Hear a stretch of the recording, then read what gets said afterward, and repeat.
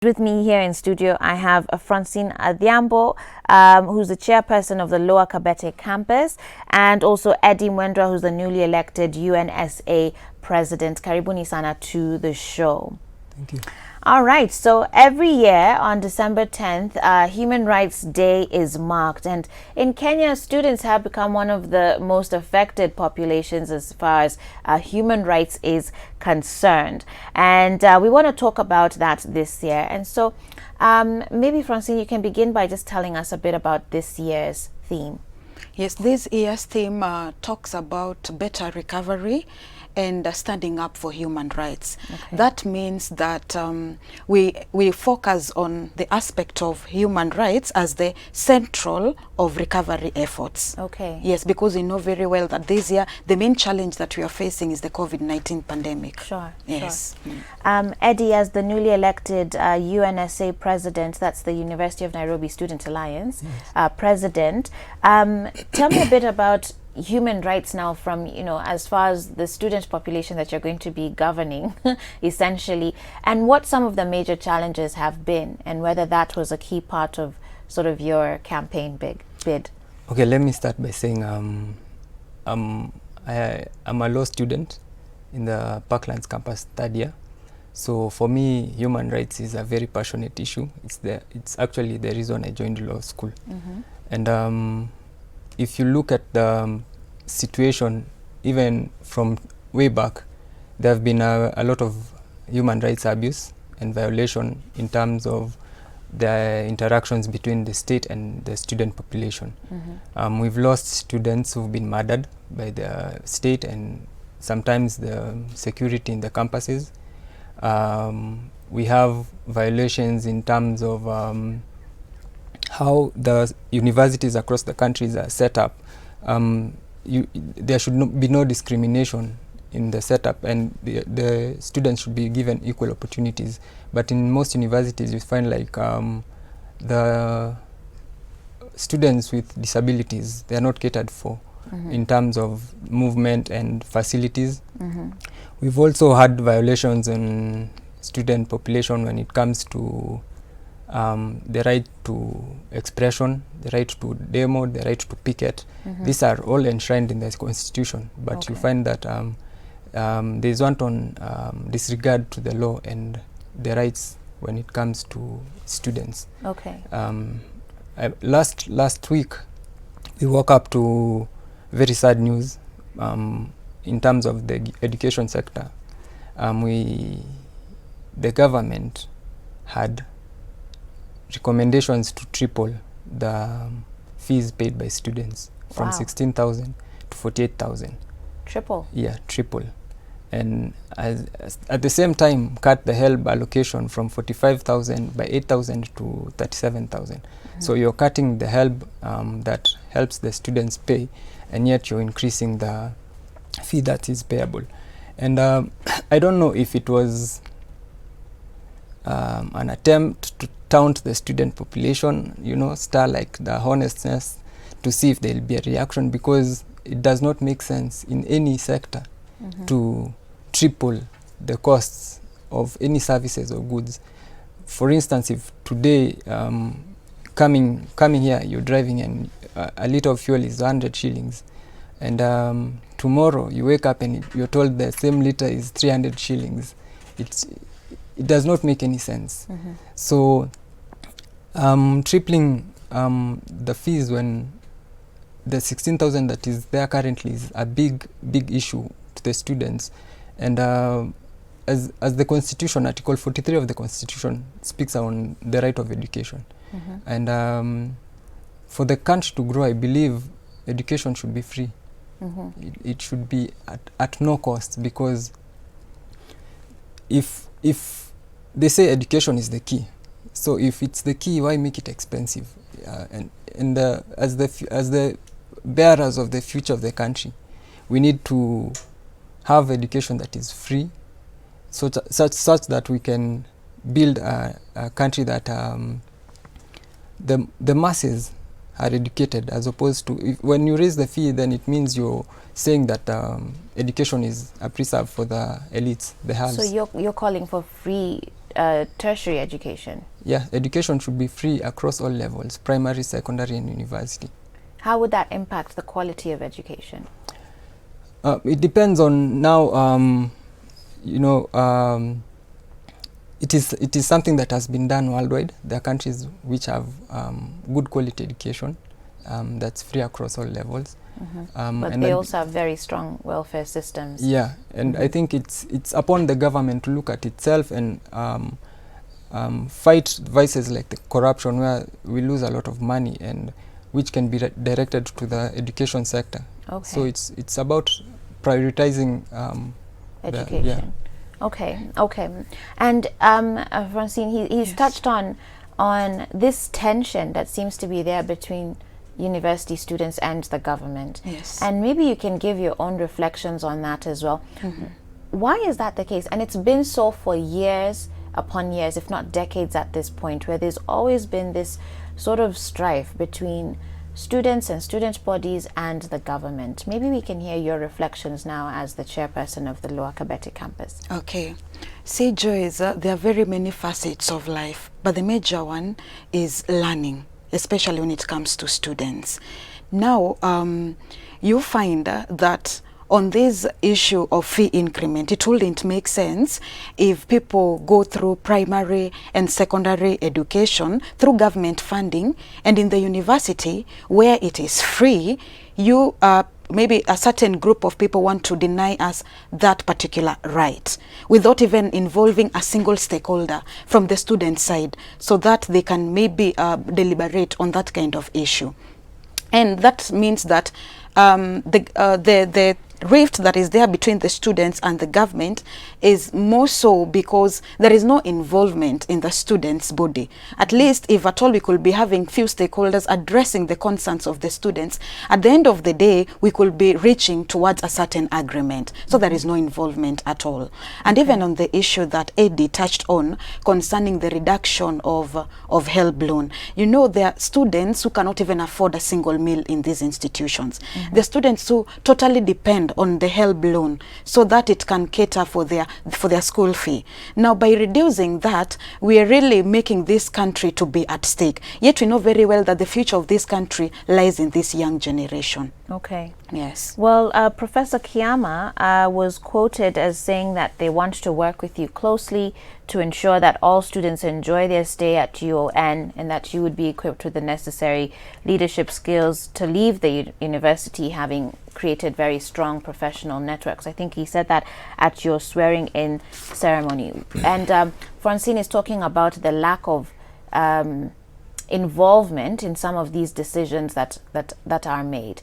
How is that relationship been in previous terms, and how is it? You've been in office now for, is it 3 weeks? Yeah. 3 weeks. 3 weeks. Are there any sort of steps towards actually working together and even addressing this issue of the raise in school fees?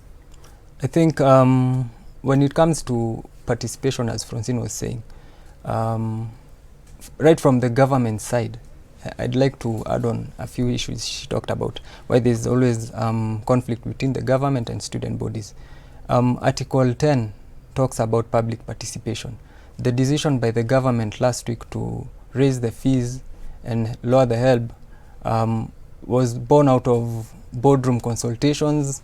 Up there was no participation by the students, who are the largest stakeholders. So I think coming down to the university level, as you say, Professor Kiama said of partnerships with the student leadership, and I have to testify that since I was sworn in, we've met severally with different heads of departments. They're really pushing for us to work together. We are working on different number of projects.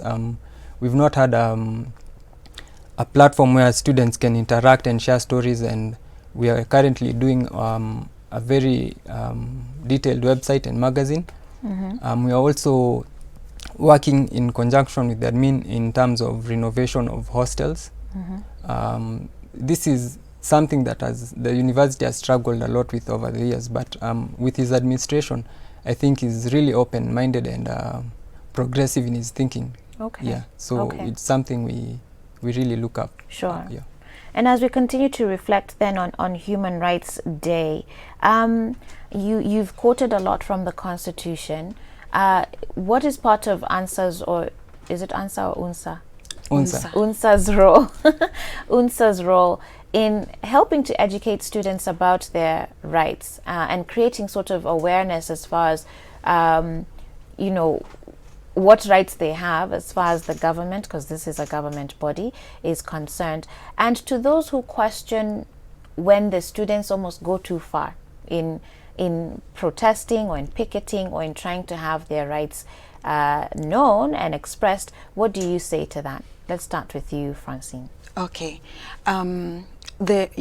In matters to do with awareness, first, we are usually closer to our students, because you cannot make them maybe be aware of human rights if you're not closer to them. So first, the relationship between student leaders and the students is very close. And for that reason, we normally go and articulate their concerns first using the diplomacy kind of address. Then, most of the time, you'll find students in the streets striking. They strike because it's not the best way of solving issues, but because most of the time the administrators give us deaf ears. So at the end of the day, it forces us to go to the streets, where again we face other challenges like police brutality. Yeah, so that has been a main challenge. I don't know why it has been a culture where you go and address certain issues, but it's either they don't address that issue promptly, or you go through very many protocols, so that's maybe, and you find that those issues are issues that require urgent attention. Yeah. Okay. What about for you, Edwin? I think for me, when it comes to sensitization of the students matters human rights, us as the student leaders, when you take up this position, you know you're taking this position to agitate for student rights and to represent them when they are violated. So as Francine has said, most of the times you find that we go to the streets because we've tried a diplomatic route that has not worked, and we have to have our grievances heard. Moving forward, we are building a platform where students from all campuses can be more aware of their human rights, because I think at the university level, unless you're in the law school, where that's a unit by itself, you cannot, like a student in engineering school, cannot interact with human rights law anywhere. So I think looking back at, we have a common course in the universities, HIV and AIDS, and it was made a common course and compulsory course by the government, because HIV and AIDS was a pandemic that affects all of us, and we should all be sensitized and be aware of it. So if you look at human rights, I think a similar approach would be good, a bit radical, but it would be good in such a manner that it is made a common course across all campuses, so that when you come into campus, you get the core skill you're looking for. If it's medicine, if it's engineering, if it's arts, but then as an add-on, you get to come out as someone who's aware of their rights, and someone who can agitate for their rights when they're abused. So I think it's a direction we should consider making it, because even as we speak now, you will find the human rights abuses going on in the country. Yeah. As we wrap up here, this could form part of your parting shot, but I'd want to hear from both of you. What then is the one thing as far as Human Rights Day and the sort of changes that you would like to see? If there was one thing that could be done as you agitate for students' rights within your campuses, what would that be for today? What is the one thing that you think we should prioritize and be working towards, or at least government should prioritize and be working towards? Let's start with you. I think the biggest misconception we have as a country and as the population is that human rights is a privilege conferred unto us by the government, which is not the case. We are all born inherently equal in terms of rights and dignity. So we need a population that is sensitized, matters human rights, and I think if we look at it at the campus level, I think we are too late in the discussion. I think it is a discussion that should be had from even the lower education sector. If we can have a curriculum base that we have even from kindergarten and early level of primary, whereby the kids can be taught on human rights, because if you look at CRE early stages, you're taught the 10 commandments.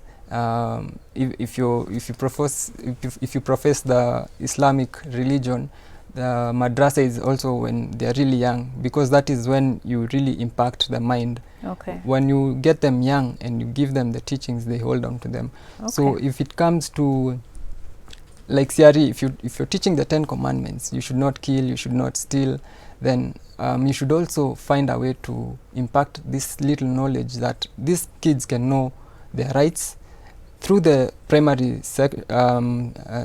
level, as they come into the secondary level, such that when they come to the university level, we have a population that is really aware of their rights. Well informed. Yeah, and they know that they have a right to demand Okay. for their rights. All right. Yeah. Francine, very, very quickly, Yes. your final comments as well, and maybe the one thing you would really like to see or recommend moving forward. Okay, the student leader should be given a voice, because recently the powers of the student bodies have been reduced. That way you find that we've got very many challenges, especially when it comes to articulating the concerns of the students, because you find that the main challenge that we normally face, you find that administrators usually want to overpower each other. That way they come up with principle or rules that when they impact those rules in the lives of the students, they wouldn't care if those rights, or rather, rules, affect the students either positively or negatively. So I feel like they should really involve the student leaders or any other student, maybe few students, if not all, so that at least they can share their opinion.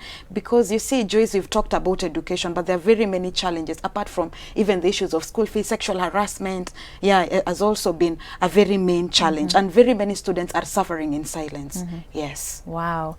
Clearly quite a lot to do moving forward, quite a lot to be discussed and to be resolved.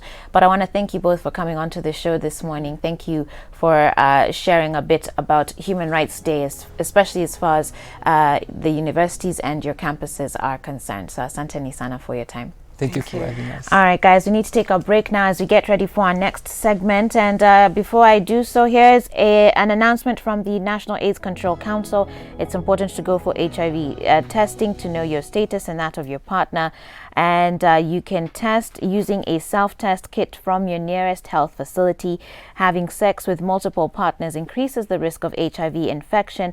Abstinence and being faithful are effective HIV prevention methods. Well, we're going to take a break at this point, but when we come back in the second hour, we still have lined up for you our Changemaker discussion. We're going to be looking at some sleek shoe trends as well, and also talking about the award-winning Kenyan documentary, The Letter, later on in the show. 111 444 111 is the SMS line, and I'll be back after this.